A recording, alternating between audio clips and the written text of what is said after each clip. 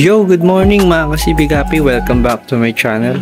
So, ngayon guys, maglilipat pala ako ng gapi natin. So, update natin ngayon guys, itong mga pidert natin dito na wala pang 1 month. Nasa 20 days pa lang to. Halos nasa 2 weeks, 3 weeks, nasa 3 weeks old. Mali pala ako guys, itong pidert ko na to, itong 3 weeks old na to, ito pala yung halos ka-batch niya. Itong mga pastel dito, wala pa palang 1 month to kasi ayan, tataka ako bakit maliit pa. Ibig sabihin, ano pa pala to, ito yung ka-batch niya, ayan. So wala pa silang 1 month, mga 3 weeks old pa lang sila. Ang nasa 1 month na pala ito.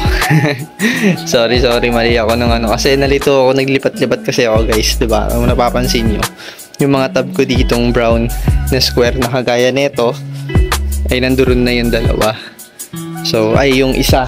So yung isa kasi dati nandito magkatabi, 'di ba? Tapos nakapatong niya. So ito kasi dinagdag ko na to at pinapalumot ko yan diyan. Diyan yung mga HB blue saka yung mga tuxedo koy natin na mga calls na tayo. Marami-rami yung bilang ng calls natin. Pero nakapagtabi na tayo na may mga red cap. So pinapalaki ko na. So ang plano ko ngayon guys, itong pidert natin dito, itong pidert na to is lilipat ko dito sa tab kasi mas kailangan ng pidert nasa tab para mas mabilis lumaki at mas mabilis natin yung mga male, para mas mabilis mag-platinum yung male. Dapat nasa lumot yan, saka naaarawan. So makikita, lalabas agad yung ears, mabilis mag-develop pag nasa tab ang mga pidert. So pag nasa tank kasi medyo matagal. So ang gagawin ko, lilipat ko doon kasi may HB blue doon konti lang naman yung bilang ng HB blue doon. Alisin ko at pagpapalitin ko muna sila ng lagayan. So ito na lang guys yung nandito. Ito lilipat ko dito. Ang gulo ko no. So yun si Wanla, galit na. Wait lang, papakainin kita, maaga pa. So ito guys pala yung mga 1 month old natin na pastel. Ayan. So labas na yung kulay nila. Ayan, female yan yung malaki dyan. Tapos ito, yung may parang tatlo dito na hindi ko alam kung male ba or female. So, alisin ko na dyan kasi baka masundot niya itong dalawang strain. At yung HB blue na reserve breeder ko, ito. Tinatabi ko to, dalawa yan eh. Dalawa na delta, na blue tail, ayan, na female. So, dyan, inaayaan ko lang muna dyan guys. Kasi dyan ako dito ko nilalagay sa tank na to, sa 15 gallons na to. Yung mga gusto kong gawing breeder na female. So, female tank lang yan. So, titingnan ko dito sa mga pastel na to kung may lalaki. So, alisin ko agad kasi mahirap na. Pero, so far, wala naman eh. Hindi pa naman nanunusok yung ganyan. Ganyang age ng gapi. So, ito guys. Ito pala. Yung female dito na pidert, nandoon. So, hayaan ko muna siya dyan. Kasi ito guys, ito yung nagustuhan kong female ng tuxedo na ginugroom ko dyan mag-isa. So gagawin ko siyang big size dito. So ayan, malaki kasi siya eh. So ano pa lang kasi to, 1 month eh.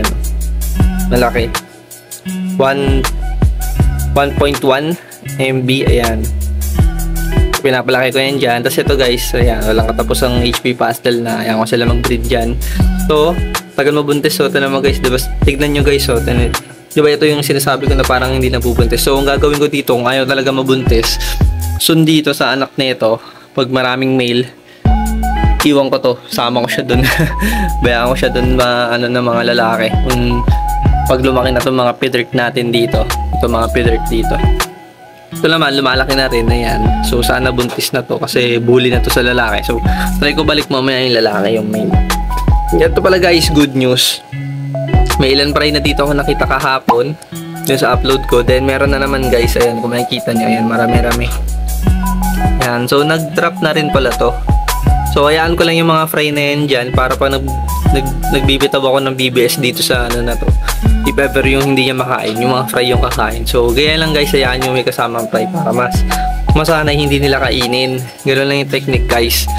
Para masanay yung mga mother guppy natin na pag may kasamang fry, pag nag-drop sila ng fry, kahit wala nang ano, hindi nila kakainin. So, ayan, kaya niyan, diba? Hindi niya pinapansin. Laki-laki niya pero hindi niya pinapansin yung mga fry niya. Pero itong ABT na to, ayan, sobrang likse. Paglaki naman na itong mga fry dito, pag meron ako nakita dalawang male dito na best of the best na future breeder, so babangga ako dito para malayo talaga, sobrang layo. Hindi parang pinaka tita na nila to eh. malayo na to. So ito maganda pa nag-breed. Kasi ito guys, good news din, may nakita na naman akong fry dito sa HB Blue natin. So ayun, kita nyo, diba? Ang ganda ng buntot nila, lapad-lapad.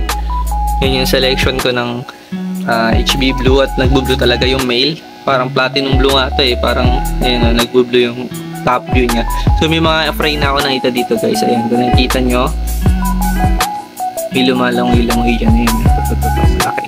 Ayan, diba guys? Okay, tas ito naman, dahil dalawa yung male niya dito, kukunin ko yung isang male dyan sa dulo ng koi.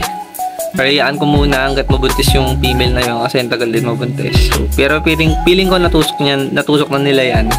Yung female na yun din. Kasi babalik ko na dito yung isang male. Yung male na yun, bata yun. So, yun talaga yung mga pinipili ko. Tapos maganda kasi nag-tuxedo body. So, balik ko dito, bangga ko dito. Saka doon, sa nagpahinga. Ito kasi ng anak to, hindi ko lang kung nakain eh. Kunti lang nakita ko dun, parang dalawa. Yung marami dyan ngayon. Sa kanya na yan, dyan sa anak niya na yan. So ito din sana pregi kasi malaki yan dyan. At ito talaga guys, lilipat ko muna to. Tapos ito, dalawang pair. Ito talaga yung mag-pair na nanganak. Ito yung anak nila, diba dito? Pati yung isang female, anak nila to, nandito. So marami to, nasa 40 plus. So ang dami natin pidert. Tapos meron pa doon sa may blue na na maliit na tab yung sa grow out. Puro pidert din yun na may dalawang nilabas na ito. Full gold na fry nila, dalawang piraso. So itong full gold, yan, sobrang laki na nandyan. So waiting na lang din ako dito. Hindi ko na to masyado binibigyan ng BBS. Isang patak lang. Kasi matanda na. So mahirap na baka maano. So gusto ko i-keep na buhay itong female natin na to para makarami tayo ng full gold guppy. So ito guys, ito palang HB Blue natin dito. Meron ditong 5 female at 6 male na kukunin ata ni Sir Brian sa taga-tondo ng Friday. So ayan, hintay ko na lang yung chat niya. Ayan guys, puro HB Blue to guys. Kung gusto nyo sa HB Blue, mura lang magbigay sa HB Blue. Kasi ang dami naman yan. So punta lang kayo dito sa sa CB Guppy Farm ko. Sa mini farm. So ayan guys, mamaya guys, alisin ko to. Di ko na siguro i-video kasi may gagawin pa ako guys, magluluto pa. Ito guys, HB Blue natin yung pinaka-breeder din isa. So yan natin sila yung guys. So ito naman guys, ikot ko kayo dito. Ito yung mga all male natin. Dito ako nag-groom ng mga all male. Kung nakikita nyo guys, ano yan guys hindi yan chops hindi yan kala. Ano lang yan, all male lang talaga. Ayun, andyan yung email ng HB, AFP, male na, ito kasi yung red wash na ABT na yan, yung male na yan, nilalagay ko lang dyan kasi nga nung kailan, diba, wala akong male. So, gusto ko naman kahit pa paano mag-pregi yung female. So, para diba, makapagparami ako. Pero meron akong male na maganda. Tapos yung isa nga, diba, namatay, lumaki na. Tapos ito pa isa, fry lang to nung nakaraan. So, inayaan ko lang yan dyan. Pero hindi ko na gusto yan kasi parang hindi na mabilis yung paglaki. So, dyan na lang yung for keep na lang yan dyan. Ayan guys, for all male to, dito chops up, for all male quality to. So may HB Blue, Tuxedo, P-Dirt. Diyan lang, ayan ko lang dyan, male tab lang yan. Tapos itong dalawa, plano ko to is female tab din. Itong dalawa. Pero so far, yung nakalagay muna dito is yung mga yung ngayon, yung 3 weeks old na natin na HP Pastel. Yung halos kabatch nung P-Dirt na nandoon sa may tank, yung nandoon. Ito yon. Marami sila dito, nasa 40 peraso. So, ayan, malalaki na rin sila halos. Ayan guys, so, labas na yung kulay nila. So, pero lilipat ko rin yun dyan guys pag naglumot yung black. Spet ko dun yun yung black. Ayan, nandiyan kasi yung mga HP Blue. Pag naglumot yan dyan kasi mas naharawan, lilipat ko sila dyan. Ito guys, HB Blue rin to na fry. Bibilis lumaki nga. Ewan ko ba't bibilis lumaki nito kagaya nung sa ABT. Ito din, P-Dirt. P-Dirt fry. Ayan, ang bibilis. So, week-old gabi, ayan. Mabilis sila lumaki guys pag nasa ganyan. So, suggest ko ganyan. Tapos ganyan kababa yung tubig. Mabilis sila lumaki. Gaya na ito. Labas yung kulay ng mga yan. May mga red cup na yung mga yan. No? Mga tuxedo. Kasi yung walang katapos ang plati doon. Na hindi pa dumadami.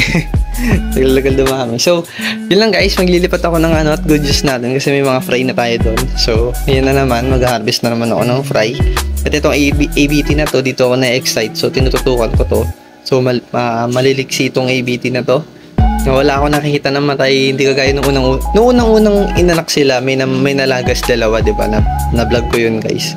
Pero, ito ngayon, okay na. So, ilang days na rin sila dyan. So, wala akong nakikita na mamatay. Sana magtuloy-tuloy. At sana, konti lang yung mag-red wash. Pero okay lang kasi, pero pa naman, continue lang ng continue sa breeding hanggat sa makuha ko yung magandang klase ng ABT. So, dati kasi talaga maganda yung ABT ko. Yun talaga may. Ito kasi, ito pagtsagaan na lang. Pero mukhang magaganda yung anak kasi yung lalaki. So, eto, mag-drop ka na rin sana. At yun lang guys, yun yung update natin sa ating mga gapi. Ayan, yung mga reserve team. Yun lang guys, yung update ko ngayon dito sa mini gapi farm ko. Sa CB Gapi Farm. Ay, CB Gapi Vlog. So, yun lang guys, shoutout nga pala dun sa mga nagko-comment. Hindi ko na matandaan yung name niya, pero shoutout sa inyo doon sa nag-comment. Sa nagtatopic ng nagtatanong kung ano yung pinagkaiba ng paano malalaman yung male or female copy. So topic natin yan soon. Pag medyo hindi na busy at mag-edit pa ako. At yun lang guys, supportahan nyo ako guys at please subscribe my channel para sa mga update pa natin sa ating gapi. So, babay ka na Wanda. Ayun na, pakina kita. So, yun lang guys. Thank you for watching guys.